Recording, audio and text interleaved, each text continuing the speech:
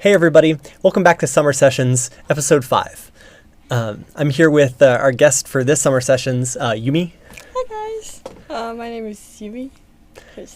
Yeah, and what do you do here at ASU? What am I doing? What are you? Yeah, what are you doing? So I am majoring in music education, and I work at RamTV just next door. Mm-hmm. So Yeah, I'm a student worker. you're invading us. Yeah, You're sorry invading about RamTV that. is invading Ram Radio. I'm leaving, guys. No, don't leave, don't leave. I feel like I'm not welcome here. No, it's perfect. This is awesome actually. Yeah, I mean this is like collaborating Mm-hmm. with peace. You come in peace. Come in peace, yeah. So have you got anything going on just for the summer, or is it just mostly just working? Just working. Work around TV. I practice for my next semester. Mm-hmm. I'm currently working on a Beethoven piece, which is like 9 minutes long. Oh wow! Hopefully, I make it. That's on the piano? The piano, yes. So we have student recital every semester. Uh-huh. So we have to practice beforehand. I mean, it's not mandatory. It's okay if you don't practice, but what's the point of being a musician if you don't practice? That's a good point. Yeah, yeah. definitely. No, practice makes perfect for sure. Yeah. So I did want to ask, how does a visual and performing arts major kind of wind up in RamTV?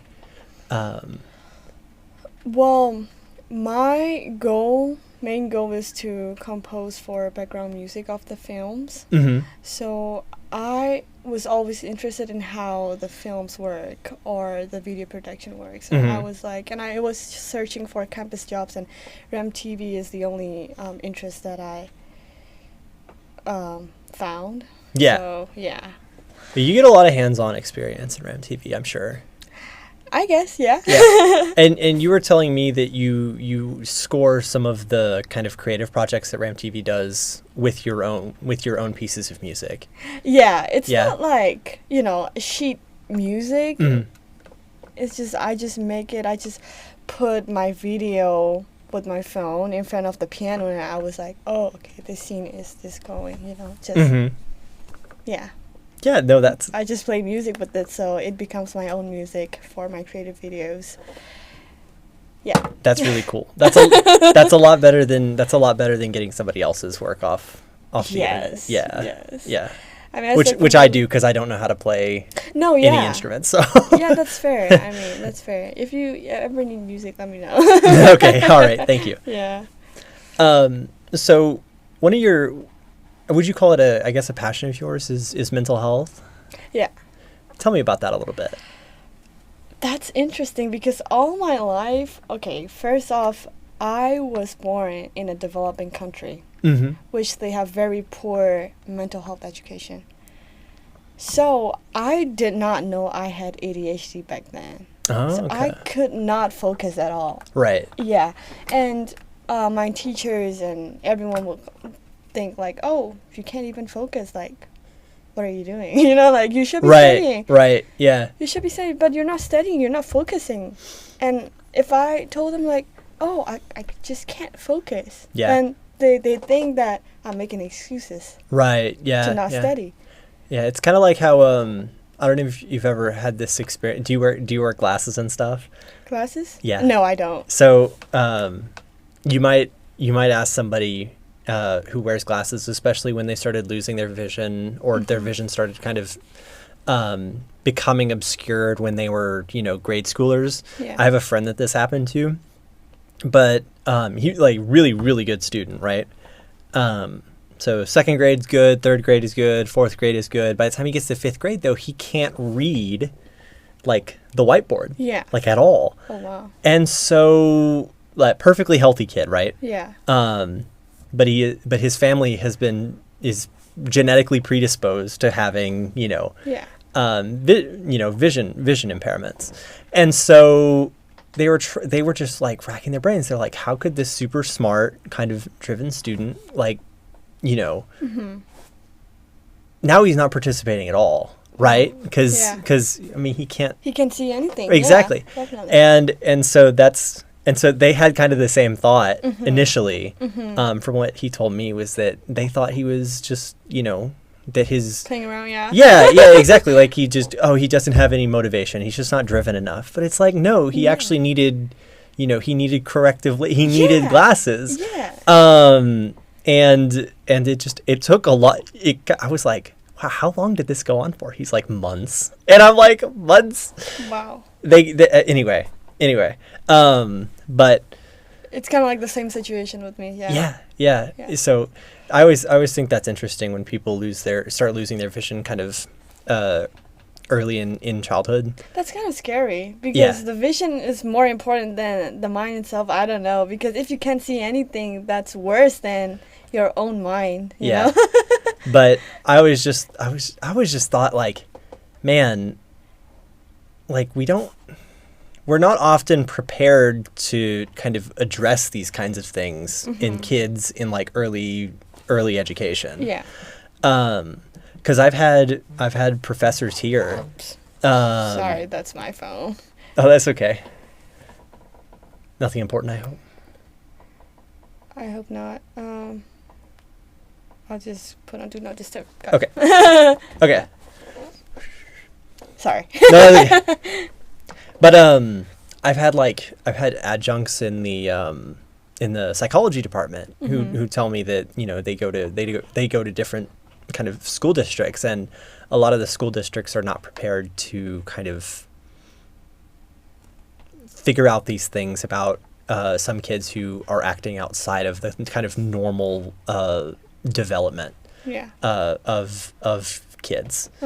And so that's obviously why they need kind of specialists and stuff, but it happens a lot. People aren't really prepared for that kind of like mental situation. Oh wow, there's like this child is not developing the way I anticipate. Yes. And it's like, what do I do? What do I do? Who do I call? Where do I go? Yeah.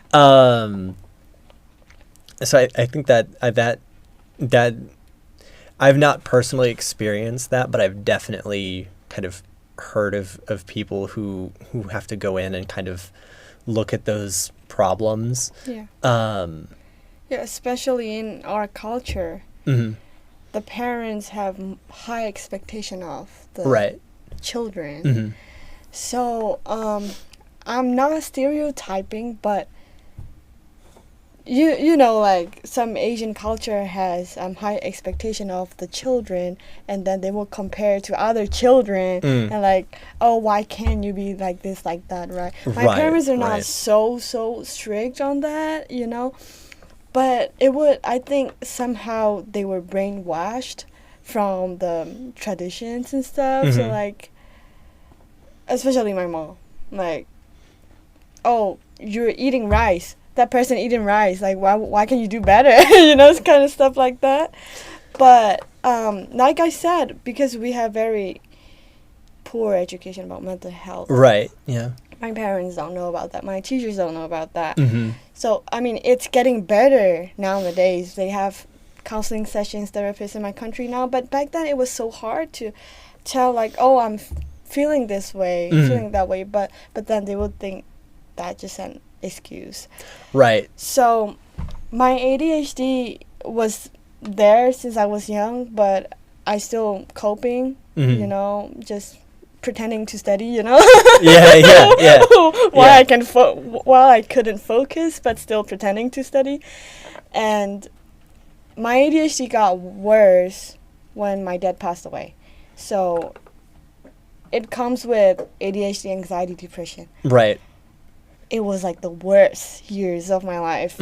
So I was still encountered with those mental struggles until I came here and, read some psychology books, go to counseling sessions, and like, oh wow, like I want to know what they know. Right. So I started to learn about how psychology works, and I would watch David Goggins' podcasts, and I just try to build. Yeah. It's very frustrating when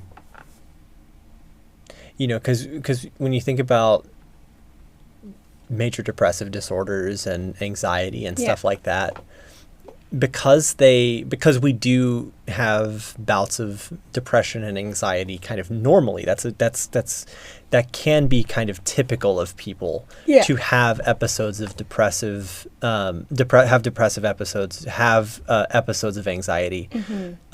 Most people don't actually treat them as like disorderly, but they become disorderly when they happen for an extreme amount of time. Six months is what the DSM-5, which is the Diagnostic and Statistics Manual for how you would diagnose somebody.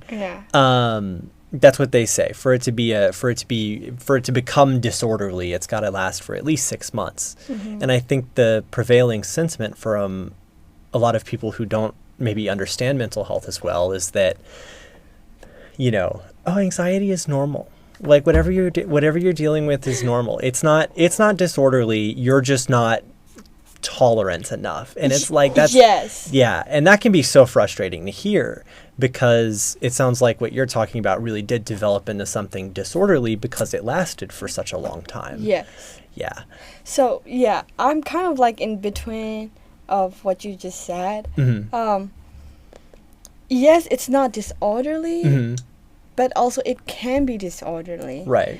So for a person that has just built without any like medications or anything, I somehow think that's something you can build up by yourself too. But if it's too worse, like if it's too bad, then you might need medications, of course. There are absolutely, absolutely. So I'm in counseling, so there are definitely limitations where we would refer somebody out of counseling if their kind of situation means that they would no longer benefit from us. And that can happen with people who are who develop all sorts of kind of any kind of mental disorder. But you have to have kind of a level of stability in whatever your disorder is for you to see kind of benefits in counseling.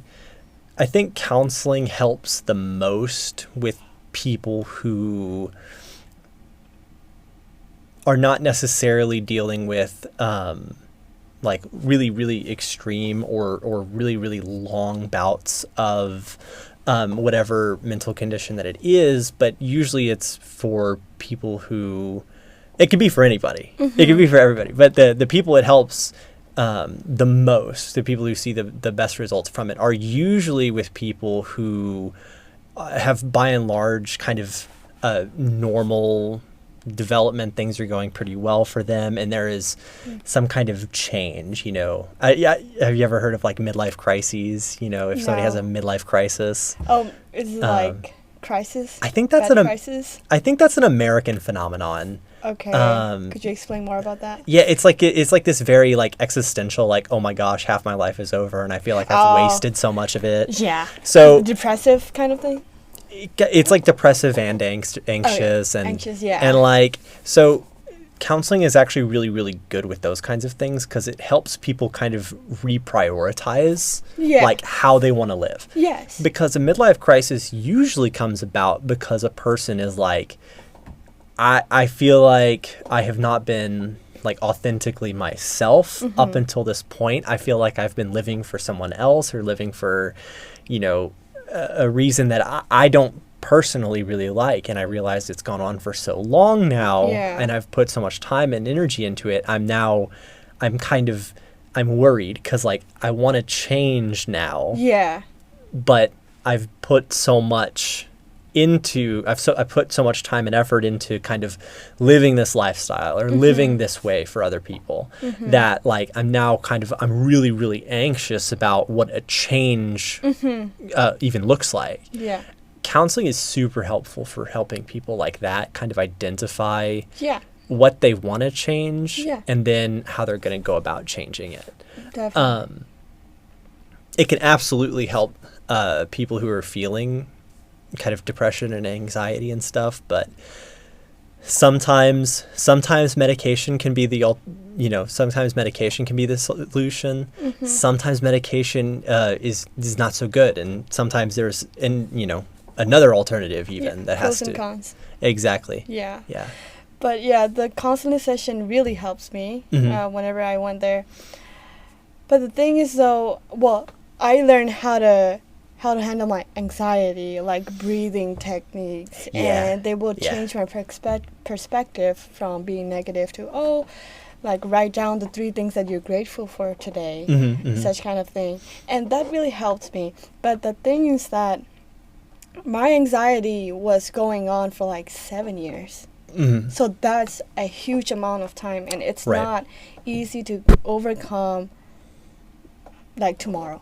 Right. Overnight, No, not at all. Yeah. So I tried to overcome it. I couldn't, and I was like, okay, I go to counseling session and I was okay, and then tomorrow I feel the same. So I try to use the technique. It's still like it's a big giant enemy, They're like, oh my goodness, your life is trash, you are not worthy. Like there's like so many conversation in my mind going. Right. So I got tired of it. So I was like, okay, what if I just try to build myself? Because the more I need help from other people, I will still be going to the counseling session because, they help me, they can help me. And the more I go, the more I feel like my life depends on the counseling sessions kind of thing. Right. Yeah. So I think that's also kind of so I know I've been saying that counseling can like really help people. One of the reasons it can really help people, though, is not because the counselor is actually doing the helping. Typically what actually happens in counseling is you'll notice that in counseling, and anybody that has ever been to counseling knows that counselors really typically, they don't give you advice. Yes. They don't give you advice. They don't tell you what to do. And you'd think to yourself, okay, so how are they very helpful then, right? Yeah, exactly. But what's funny is usually somebody will kind of, you wouldn't be in counseling if you didn't want there to be kind of a change. Yeah. That's one of the great things about counseling is kind of coming there confirms that, you're like, I need to change something. Yeah. Something is not working well in my life. Yeah. And then there is just this kind of relationship that builds in trying to recognize that. And, how do we replace kind of this bad thing for something that is more productive? Yeah. Right? But rarely, if ever, does a counselor tell you, here it is. This is the plan. This is the solution. I'm going to have you do this now. No. If you were to tell them, for instance, with the breathing exercises and stuff, I just don't like, I don't feel the breathing exercises. I don't know if these work for me. Yeah. There would be okay, let's explore something else. Yeah. But largely a lot of the actual help that you're getting is actually kind of from yourself. So it's very empowering in that way. Yeah.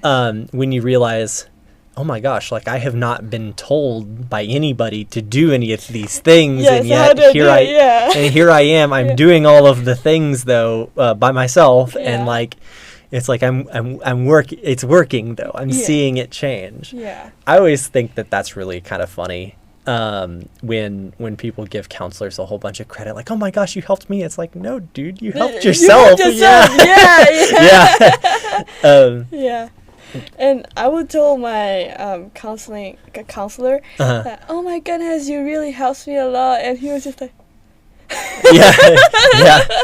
And then, well, they helped me a lot too. But when I tried to build myself, I started seeing, okay, that's something that I can build, and nobody can really change you except yourself. Like literally, you have to develop your mind. And well, for me, I've been told like I'm pretty dumb and slow and like I can't study well.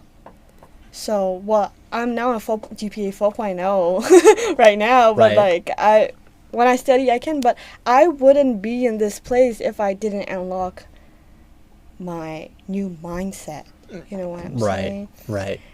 I thought I was dumb because somebody told me to. Mm-hmm. But then I'm like, oh my goodness, the mind is powerful. Like, we can go beyond, you know? Like, this is crazy. And then, yeah, things started to change like crazy. So, whenever I was anxious back then, I did not know what to do except crying. So I was like, oh my gosh, like, I don't know what to do anymore. And then I found out something that's, what's that? Anterior mid-cingulate cortex.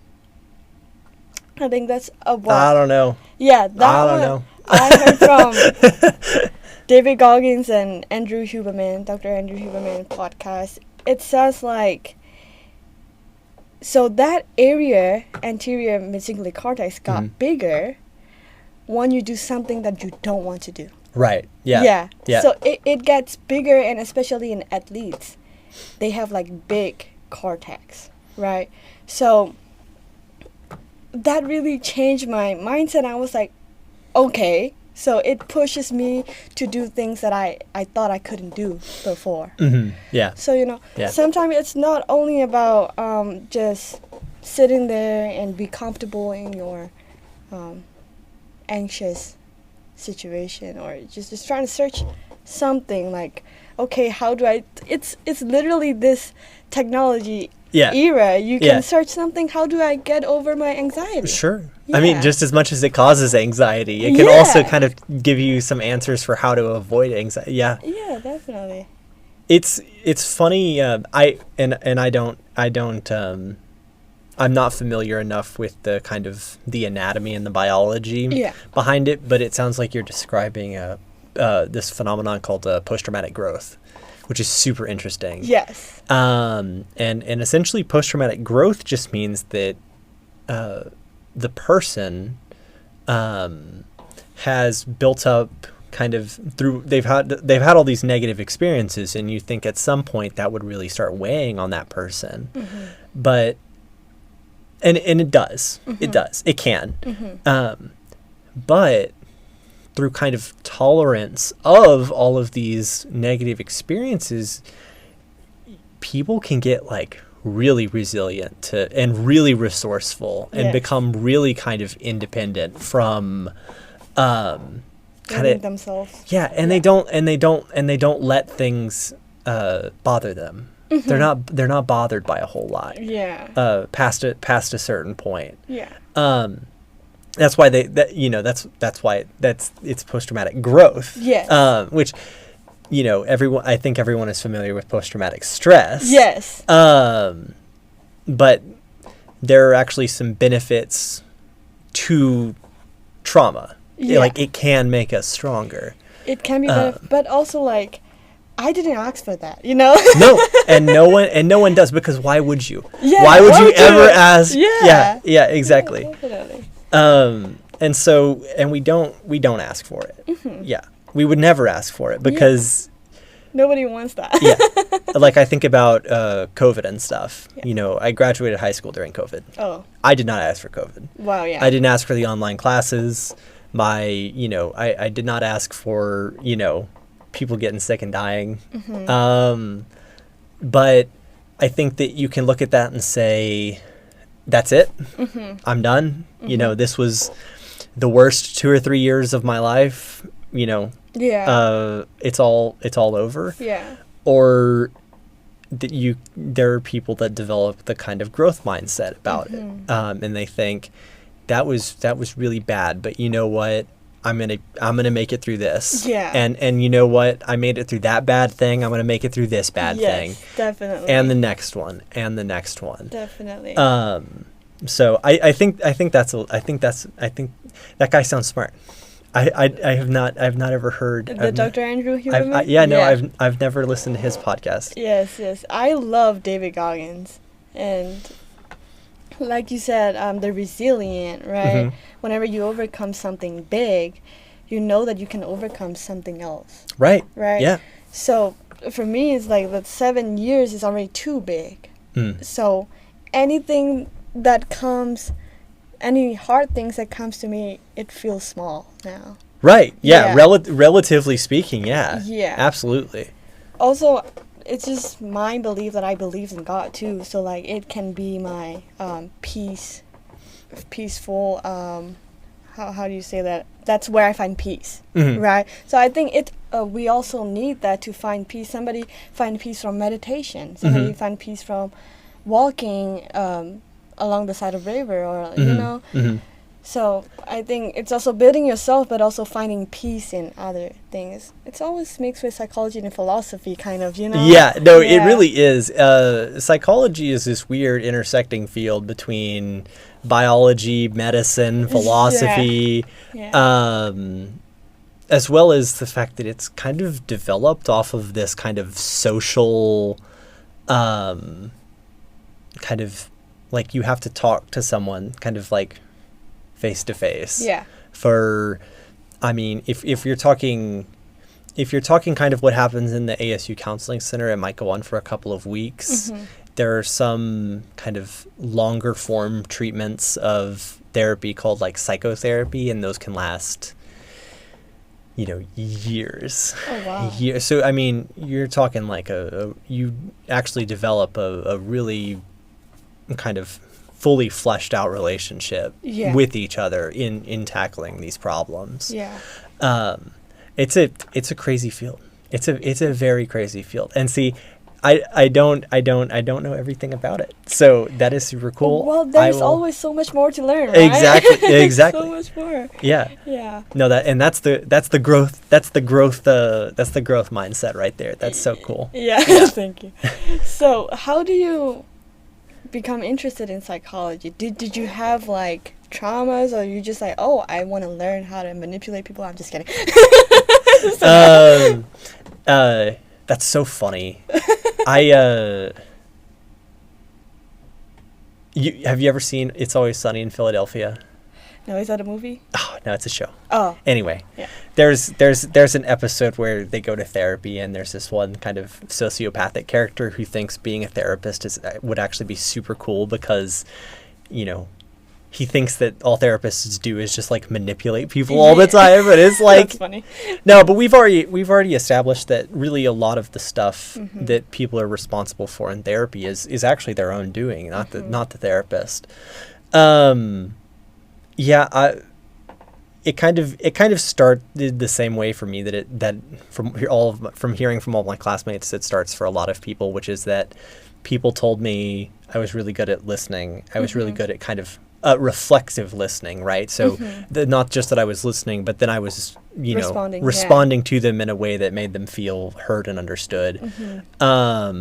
Which is kind of, if you don't already know how to do that, obviously if you're in counseling, that will be taught to you. Yeah. But if you already know how to do that, that's a huge advantage for you. I had a problem when I graduated my undergrad, which was that I graduated with a degree in English. So, oh, wow. Yeah, that makes sense. I graduated with my undergrad in English. I'm here hosting podcasts. Yeah. And I'm getting my master's in psychology. So I don't know what's going on. Yeah. But usually what draws people to counseling, what drew me to counseling specifically, was that I didn't like the idea that the kind of careers that English gives you, I think, are great. And I liked writing, specifically editing. I was pretty good at editing. But I didn't think I was kind of, I was like, ooh, do I want to make a career out of this? I don't know. Can I write just enough and edit just enough kind of for myself? Because I don't know if I want to find a kind of a writing or a content writing or copy editing job for a large, usually they're pretty large companies. Yeah. The ones that would pay really well are really large companies. So I thought that I want to be a part of that. No, not really. Then that caused a whole bunch of other questions though, which was that, well, if I didn't want to do that, what did I want to do? Because the way I saw it and the way I still see it is that there's a lot of jobs that I'm like, I don't know about that. I don't know about that. Because I think that there are some disingenuous ways of making money. Yeah. That I'm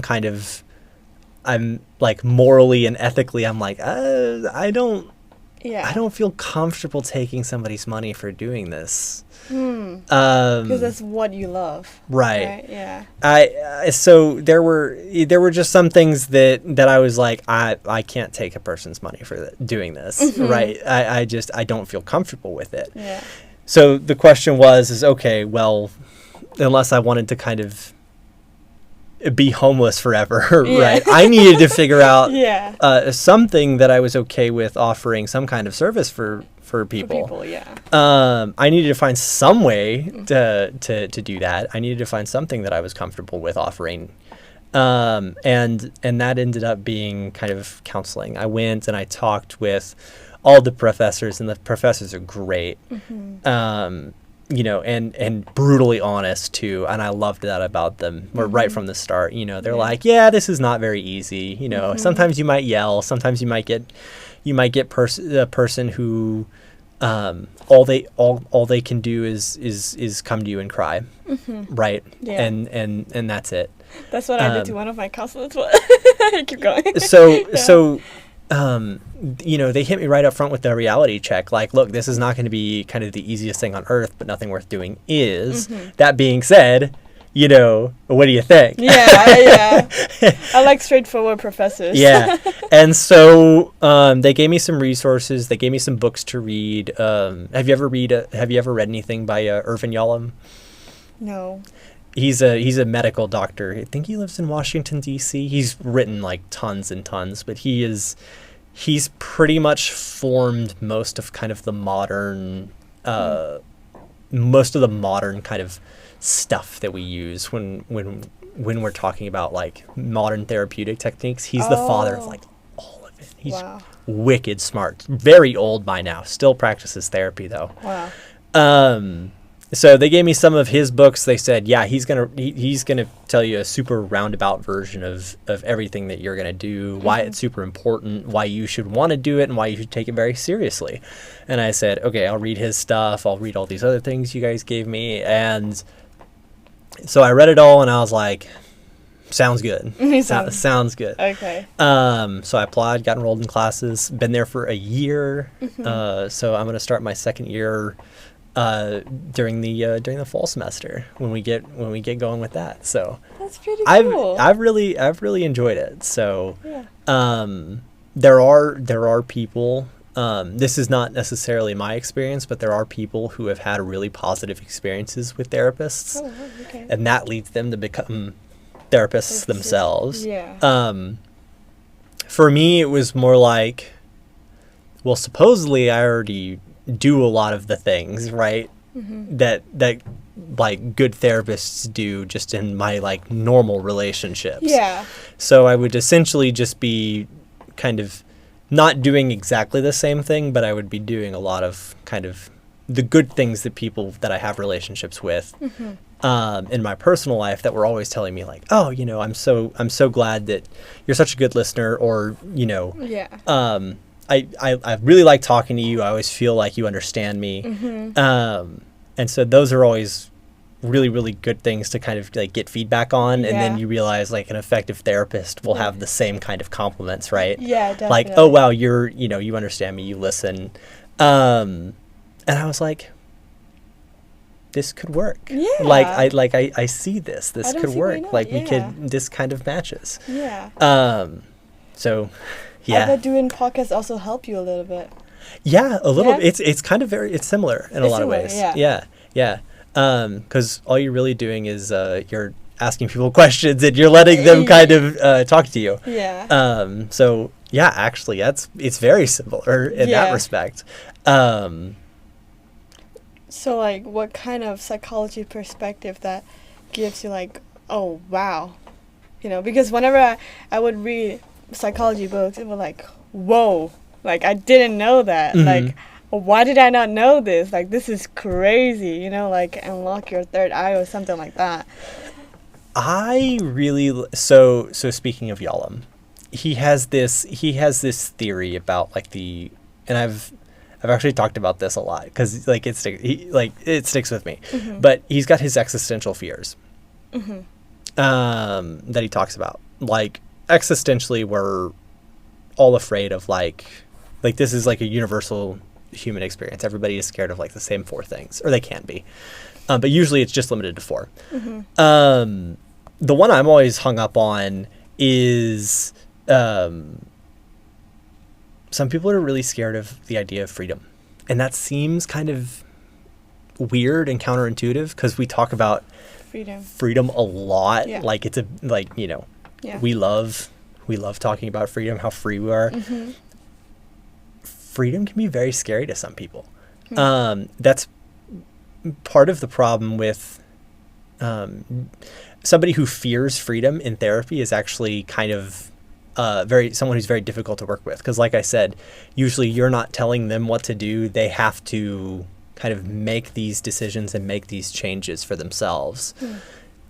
If somebody is deathly worried about making their own decisions and suffering the consequences for their own decisions, usually they would much rather have somebody else just tell them what to do. And I would hate that. it's very interesting, very difficult, but very interesting. Do you think like it associates with their childhood environment? It can, for sure. Because I think I was one of those when I was young. Just tell me what to do. Yeah, tell me what to do. So when I come here, that was the problem. Yeah. Because like I would ask my professor, "Oh, do you want me to do this? Do you want me to do that?" Yeah. And my professor's like, "What do you want to do?" I was like, "I don't know. Just tell me. Yeah. So yeah, that was very difficult, and I think it's also a culture influence, or the environment. Like I said, we are taught to be very obedient since we were young. Like I can't say no to my mom. Like. Well, there are some people in other cultures that do that, but it really influences your adult life if you don't know how to handle that.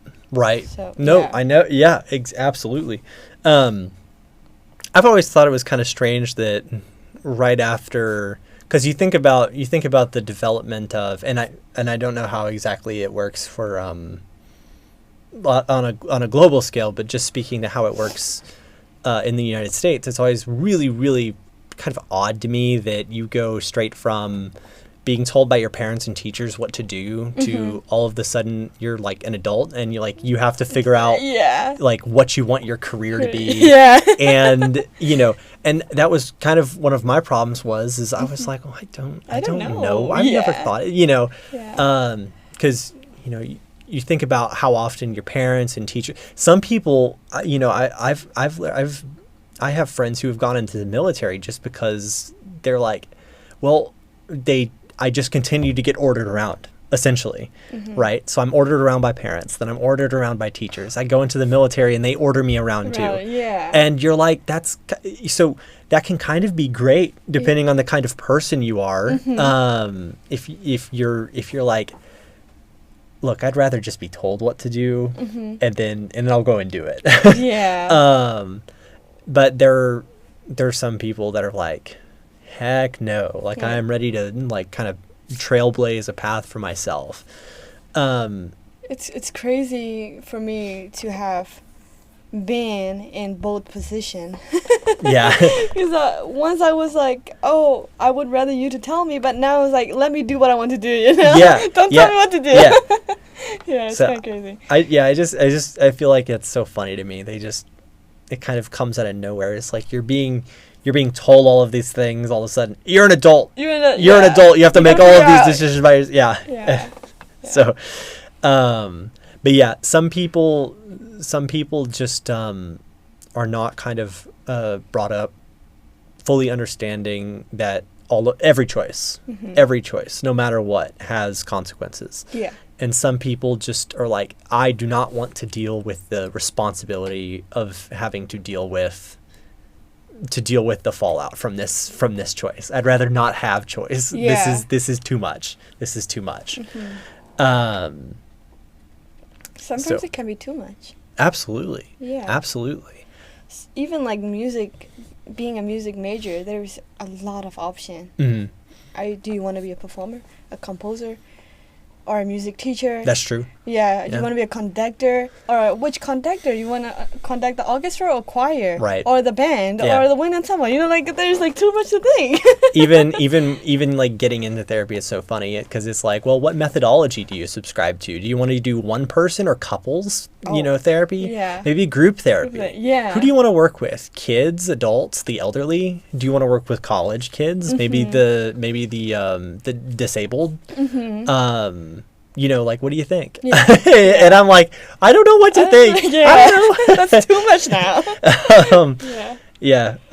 So lots of choice, and ultimately, if you're the one kind of that has to make all of the choices, sometimes that can be really intimidating. Definitely. Wow, I think that was a good talk. Yeah. Do you have anything else that you wanna add before we close this one out? Let's talk about the experience that I had with my anxiety attack. Okay. Yeah. So, I would always have like anxiety attack. Like my heart would go very fast for no reason. I was like, I don't know what to do because it's really scaring me.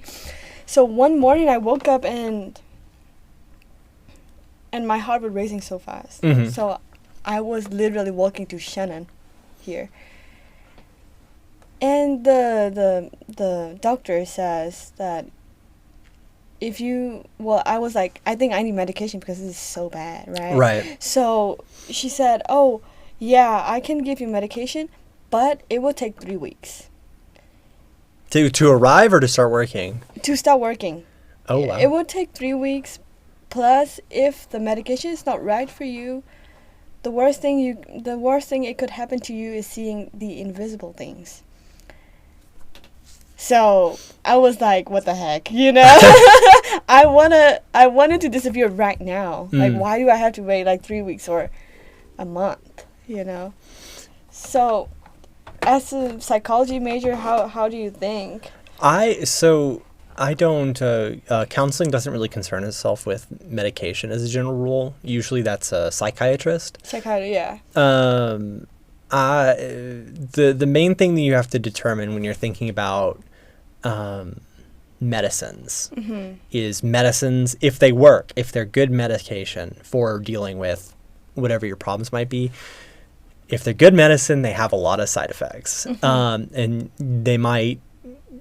you might not encounter any of them. You might have several of them, and there are different kinds of medications for the same thing. So there are several kind of medications that are super common for kind of weight loss, weight reduction. Different ones of those work better for different people because of side effects. Yeah. So if somebody is like, well, I was on this weight loss drug, but all of a sudden my heart became like arrhythmic or something, or I started sweating like a lot, or I had trouble breathing or something like that. Okay, that weight loss drug is not good. We're going to find another one. Okay. Counseling kind of looks at that and says, well, okay, that's just adding one more kind of thing that these people are going to have to keep track of. The medication and their various side effects. There's also kind of this philosophy that, you can medicate anything, but it doesn't build that kind of resilience that we were talking about earlier. Yes. At that point, you just come to rely on whatever kind of medication it is. Yeah, true. But like I said, sometimes even if you would prefer to just rely on medication, sometimes you can't because there are side effects that don't you're just like, this is a no-go for me. Yeah. Like I have tried all of these. They're just not going to work. I have to find some other way to resolve these problems. Mm-hmm. So counseling is not kind of the medicating sort of people in healthcare. We're like the only, well, I don't want to say only, definitely one of the only ones that I know of that the immediate solution is not to just like medicate the problem, but usually is to kind of actually actively avoid trying to do that, unless there is, you know, no other way that we can find out. So it just leads to resilient again. Yeah, kind of. Yeah. Yeah, so it's something that you have to change it yourself, kind of thing. And I saw a video that says, so the street interviewer was interviewing the psychiatrist, right? Mm-hmm. Yeah. And then he said only 1% got cured. Right. And there's like barely anybody that cured from psychiatrists. So that is more scary because there are a lot of people that are taking medications. It depends on what you define as a cure. Because if you're taking medication to like suppress anxiety or something, stopping medication will just resume the anxiety. Yeah. Like you haven't actually addressed the anxiety. There's also something to be said for just knowing kind of which professional you're actually interested in seeing. So if you do think medication is the right course of action, that's a psychiatrist. Okay. A counselor or a psychologist. Psychologist, yes. They would, unless they have some specific training, which usually they would tell you about. Yeah. Especially if it's like a psychologist. Usually they have a doctorate or some really high form of education. Or some kind of certification that allows them to medicate individuals with all manner of different things. But usually you have a pretty good idea if they can get medicine for you or not. Yeah. But by and large, the counselors that ASU graduates, if you just go and you just get your license to practice counseling, and you don't get any additional certification, you basically can't give anybody you can't order medicine for anybody. That's just not how it works. Yeah, that's just not how therapy is. Yeah. That's not how that brand of therapy is done. So let's say you're in a counseling session, you're a counselor of somebody. Can you say like, "Oh, you just have to change yourself," or like, "This is something that you need to work on yourself"? Can you say like this? I don't know. Yeah, I mean, ultimately, you're just trying to get the person to recognize that they are the ones that are going to be able to do the changing. That's hard. Yeah, that's really hard. Yeah, because some people can be very stubborn. Mm-hmm. Yeah. In which case, you know, it might be worth that person's time to kind of look into, okay, is counseling really the right place for me? Because maybe I just want like some anti-anxiety like prescriptions, and I just don't want to really think about this anymore. Yeah. At that point, that person might consider, if they are really stubborn. Especially, it's also true that sometimes a counselor will tell you something that you don't want to hear, or something that you're not ready to hear. Yeah. But I mean, isn't it more helpful than saying something that is comfortable? Absolutely. Yeah. When you talk about the kind of post-traumatic growth that we've been discussing, it's not ideal to just to not kind of bring up the challenging things. Yeah. because at that point you're not really doing much for that person. Yeah. If you've been with the person for an extended length of time and you've been working on things and nothing really seems to change, and you can tell there's some kind of troubling things that keep happening with them. Yeah. And you've, like I said, you've been working with them for a long time. Yeah. At what point does it become kind of problematic to say, okay, look, you keep coming in and I keep taking your money for these sessions, and nothing is really helping. Yeah. It's not working for you. Yeah. At that point, you have to go a little deeper, and you have to, like, you know, be okay with kind of confronting them. Yeah. Which people, again, don't like to do, but, you know, you're not really there to be liked. You're there to help them. Yeah. And sometimes that's the most helpful thing that you can do. Yes. Is kind of come off a little rude. Yeah. You're not actually being rude, but like Yeah. obviously that's how somebody might take it. Showing the truth. Yeah. Right. Yeah. Yeah. So it is kind of important to know that too. I've known several counselors that have been kind of my professors here, and they're great, but they will not tolerate, you know, Yeah.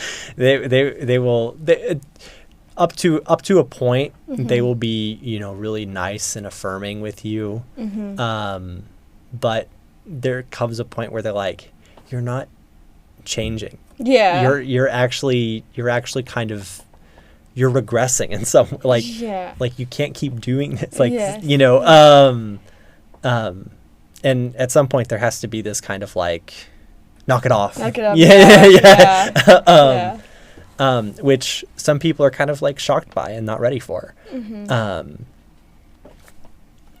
But That's crazy. that's part of the job. Have you also heard of like music therapists? I have, yes. Yeah. Yes. And play therapists. I don't know. Therapist? Oh, Yeah. I've never heard You that. play with toys and stuff.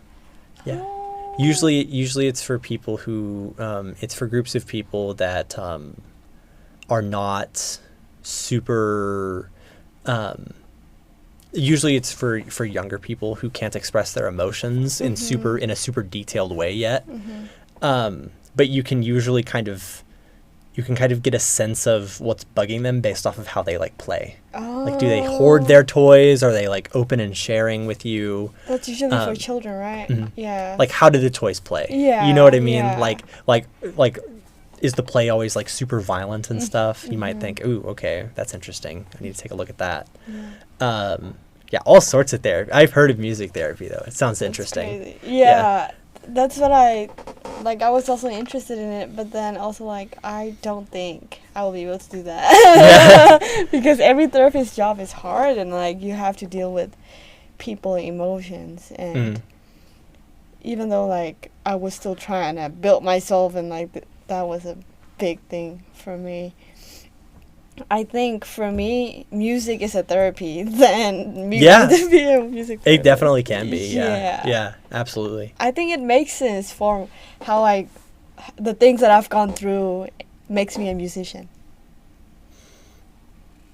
You know, because the emotions that I put into music, the way I interpret,